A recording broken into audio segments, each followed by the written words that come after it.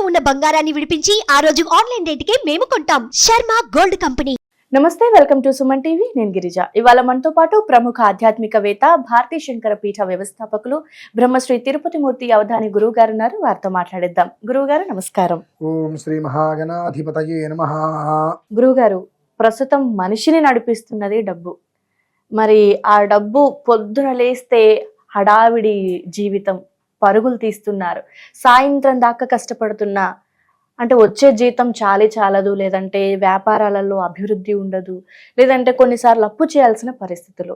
మరి అప్పు చేస్తారు, కానీ తిరిగి ఇవ్వటం కష్టం. ఒకవేళ మనం ఎవరికైనా అప్పిచ్చినా మన డబ్బులు మనకి రావడానికి కూడా మనం నానా తంటాలు పడాల్సిన పరిస్థితులు ప్రజెంట్ జనరేషన్లో ఎక్కువ చూస్తున్నాం.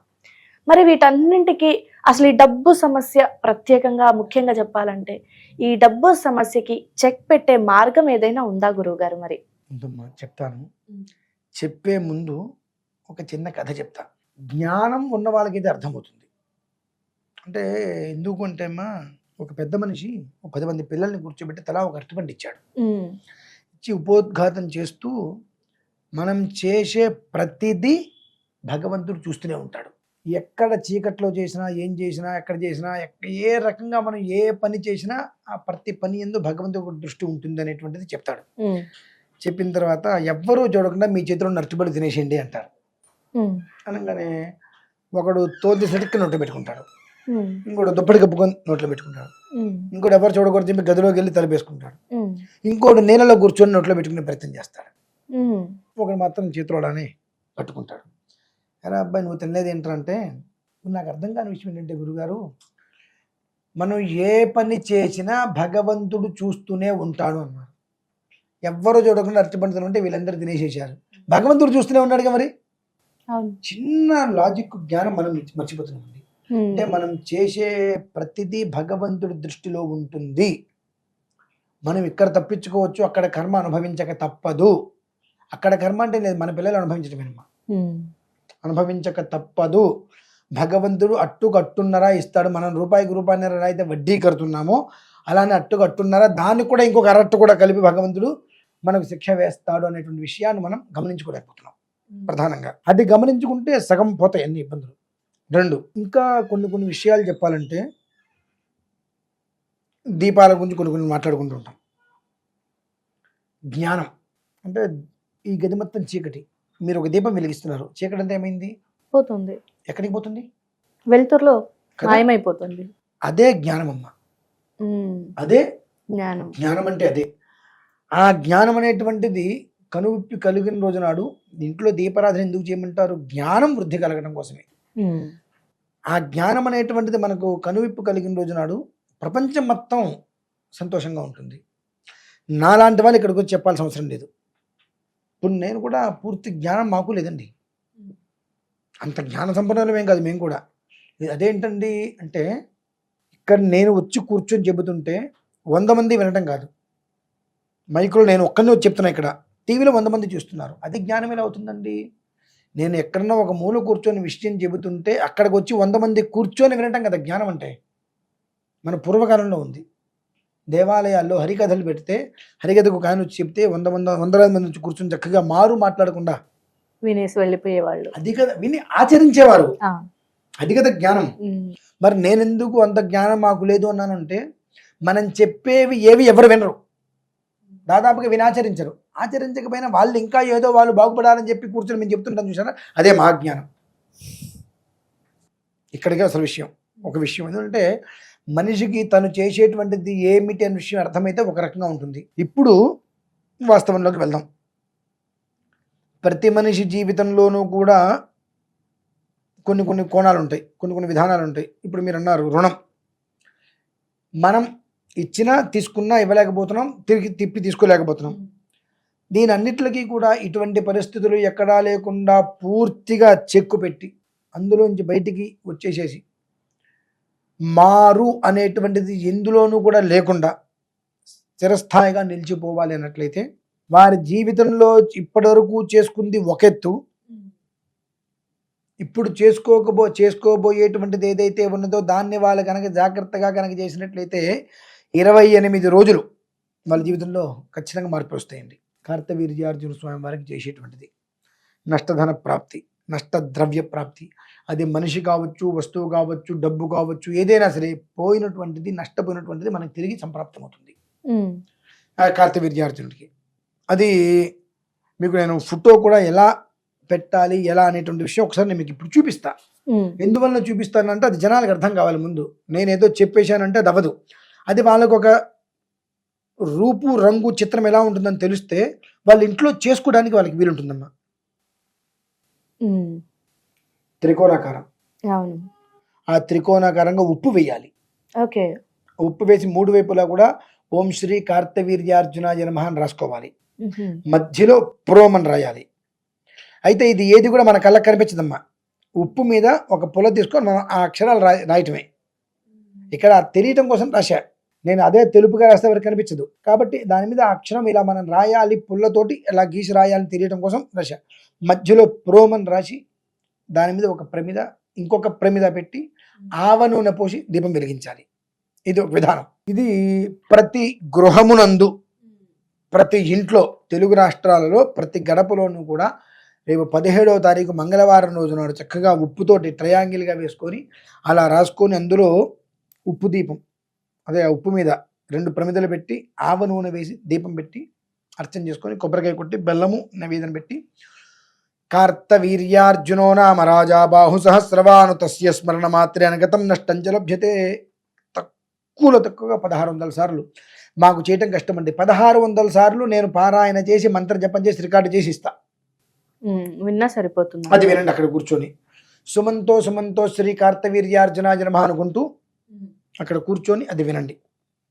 అలా 28 రోజులు చేయండి. అంటే పూజ చేయవలసింది ఒక మంగళవారం, గట్టిగా చేస్తే 3 మంగళవారాలు అంతే. తర్వాత 27వ రోజు వరకు ప్రతిరోజు ఒక్కసారి 1600 సార్లు అది వింటూ సుమంతో సుమంతో శ్రీ కార్తవీర్యార్జునాయ నమః అనుకోగలిగితే జీవితంలో వచ్చేటువంటి మార్పులు వర్ణనాతీతం. ఎక్కడో 1,00,00,000 రూపాయలు మీరు అప్పున్నారు, లేదా 1,00,00,000 రూపాయలు మీకు అప్పున్నారు. అప్పు ఇచ్చిన వాళ్ళకి, పుచ్చుకున్న వాళ్ళకి ఇద్దరికీ కూడా కష్టము నష్టము లేకుండా భగవంతుడు చక్ర విధానాన్ని అనువర్తంగా ఏర్పాటు చేస్తారమ్మా.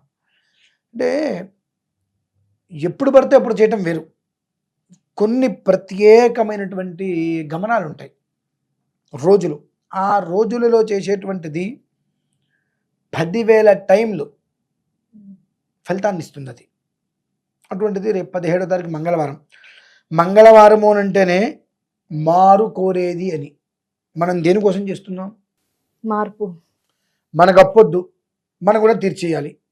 ఇక జీవితంలో అప్పు అనేటువంటిది మన స్థాయి, మన దగ్గరికి రాకుండా వచ్చేటువంటి రూపాయితోటి కుటుంబం అనేటువంటిది క్షేమకరంగా జాగ్రత్తగా సర్దుకుంటూ నడిచేటువంటి గమనంలో ఉండేందుకు వీలుగా ఏర్పాటు చేసుకునేటువంటి దివ్యమైన విధానం అది. అది ఆ రోజు నాడు చేసుకోగలిగితే వచ్చేటువంటి యోగం చాలా విశేషంగా ఉంటుంది. ప్రతి గడపలోనూ వాళ్ళు చేసుకుంటానంటే మొన్న సోమవారం రోజు నాడు నేను అందరికీ తెలియాలని చెప్పి దాని మీద ఒక వీడియో చేశా. ఆ వీడియో లింక్ ఇస్తా, అది చూస్తూ చేసుకోవచ్చండి. ఆ పూజా విధానం పూర్తయిన తర్వాత ఈశ్వరాభిషేకం చేసుకోవాలి. మన పీఠంలో ఉదయం 9:30కి ప్రారంభం చేసి వచ్చే వారందరి స్వహస్తాలతో, ఎవరెవరైతే వస్తున్నారో వారందరికీ కూడా వారి స్వహస్తాలతో చక్కగా త్రికోణాకారంగా ముగ్గు వేయించి అందులో అక్షరాలు రాయించి ప్రమిద పెట్టించి ఆవ నూనెతోటి వాళ్ళ చేత అర్చన చేయించి అనంతరం శివలింగానికి ఈ కార్తవీర్యార్జున మంత్రం ఇప్పుడు ఏదైతే చెప్పడం జరిగిందో, కార్తవీర్యార్జునో నామరాజా బాహు సహస్రవాను తస్య స్మరణ మాత్రేన గతం నష్టంచ లభ్యత అని ఏదైతే చెప్పడం జరిగిందో ఆ ఒక మంత్రంతో అనులోమ విలోమంగా 2.5 గంటల సేపు ఈశ్వరుడికి అభిషేకం కూడా చేస్తున్నానమ్మా.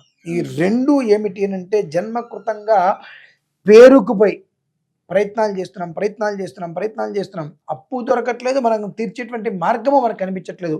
ఈ 2 ఉండి మనం ఎప్పుడైతే కనుక మెంటల్ టార్చర్ అనుభవిస్తున్నామో పూర్తిగా ఇందులోంచి మనం బయటపడాలి. ఇక మనకు అప్పు అనేటువంటిది మనకు వద్దు అనుకున్న సమయంలో పరిపూర్ణంగా నష్టధన ప్రాప్తికై చేయవలసిన విధానం ఏదైనా ఉన్నది అంటే 17వ తారీఖు మంగళవారం రోజు నాడు ప్రతి గృహమునందు చక్కగా ఈ ట్రయాంగిల్లో ఉప్పు పోసుకొని కార్తవీర్యార్జునాయ నమః అని రాసుకొని చక్కగా దానికి ధూపదీప నైవేద్యాలతో అన్నీ చేసుకొని ఆ ఒక్క మంత్రాన్ని వింటూ 1600 సార్లు అక్కడ కూర్చోగలిగితే చాలా తర్వాత ఆ దీపం ఆరిపోయేంత వరకు మనం ఉండక్కర్లే అక్కడ. మనం 1600 సార్లు చేసినంత పక్కకి వచ్చేస్తాం. మన కాళ్ళకి చేతులకి తగలకుండా ఒక పక్కకి ఫ్యాన్ వేస్తే దీపం కొండెక్కకుండా ఉండేటట్టుగా ఒక పక్కకి పెట్టుకొని మనం చేసుకోగలిగితే దీపం కొండెక్కిన తర్వాత మొత్తం అన్ని 4 వైపులా కింద వస్త్రం వేసి చేస్తాం కదా, మొత్తం దేశం మూట కట్టేసేసి నీళ్ళల్లో పారే నీటిలో పారేటువంటి నీటిలో దాన్ని వదిలేయడం.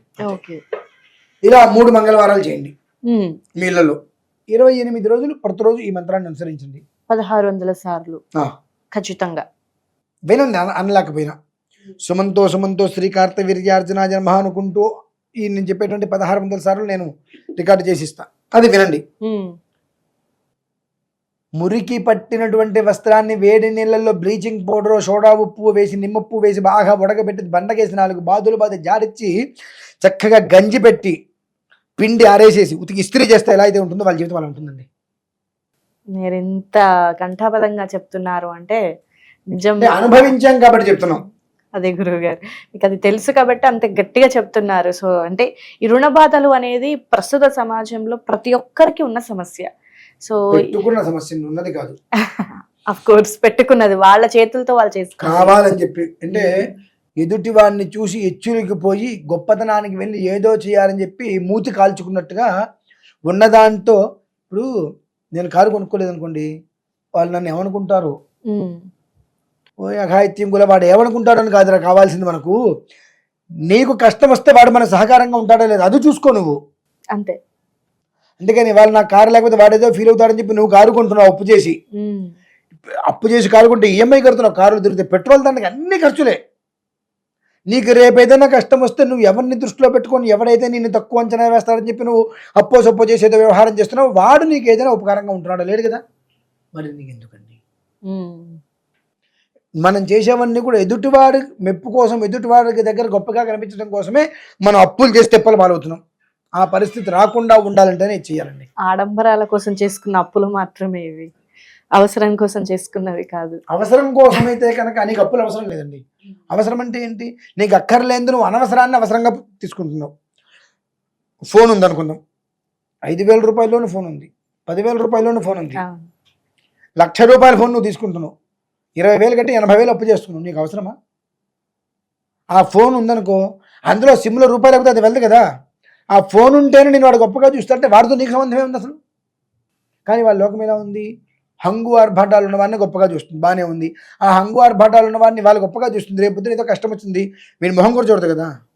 అందుకని ఎవడో ఏదో అనుకుంటాడు అని చెప్పి మనం గొప్పలకి పోయి అప్పులు చేసి తిప్పలు పడితే భగవంతుడు కూడా హర్షించలేడు. ఇప్పటివరకు జరిగింది ఏదో జరిగింది, మిమ్మల్ని కాపాడతాడు భగవంతుడు. ఇకపై అటువంటి ప్రవర్తన లేకుండా ఉంటే భగవంతుడు మీ యందు ఎప్పుడు తోడుగా నీడుగా నిలిచి ఉంటాడు. ఓకే గురుగారు, చాలా చక్కటి విశ్లేషణ. చాలా మంది ఈ సమస్యలతో బాధపడే వాళ్ళకి మంచి రెమెడీ తెలియజేశారు. సో అది కూడా మనకి మార్గశిర మాసంలో మొదలుపెట్టి 3 మంగళవారాలు చేసుకుంటే వాళ్ళకి ఈ సమస్య తీరుపై మంచి ఫలితం అయితే దక్కుతుందని నమ్ముతున్నాం గురువుగారు. ధన్యవాదాలు.